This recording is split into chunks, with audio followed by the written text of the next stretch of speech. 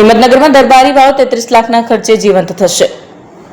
ધારાસભ્ય અને સાંસદની ઉપસ્થિતિમાં પુનરુદ્ધારનો પ્રારંભ કરાયો। કેન્દ્ર અને રાજ્ય સરકાર દ્વારા હેરિટેજ સ્થળોના સંરક્ષણ અને પુનરુદ્ધારને પ્રાથમિકતા આપવામાં આવી રહી છે। ત્યારે હિંમતનગર નગરપાલિકાએ વર્ષો જૂની ઐતિહાસિક દરબારી વાવના પુનરુદ્ધાર માટે મહત્વપૂર્ણ પગલું ભર્યું છે। ₹33 લાખના ખર્ચે દરબારી વાવના પુનરુદ્ધારની પ્રક્રિયાનો પ્રારંભ સાબરકાંઠાના સાંસદ શોભનાબેન બારૈયા અને હિંમતનગરના ધારાસભ્ય વીડી ઝાલાની ઉપસ્થિતિમાં પૂજન અર્ચન સાથે થયું।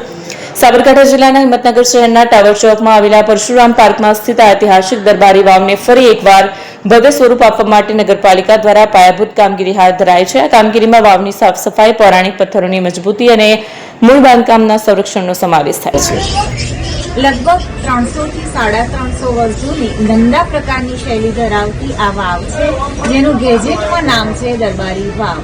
આ દરબારી વાવનું રિસ્ટોરેશન અને પુનરુદ્ધાર આજે નગરપાલિકા કરી રહી છે, ત્યારે મને જણાવતા આનંદ થાય છે કે આ રિસ્ટોરેશનમાં અમે આ જે પથ્થરો આપ સેન્ડસ્ટોન દેખી રહ્યા છે એને જે તે યથાવત સ્થિતિમાં રાખી અને ટ્રીટમેન્ટ કરી અને આ જે દિવાલ ધસી પડી છે એને આપણે પુનઃસ્થાપિત કરીશું।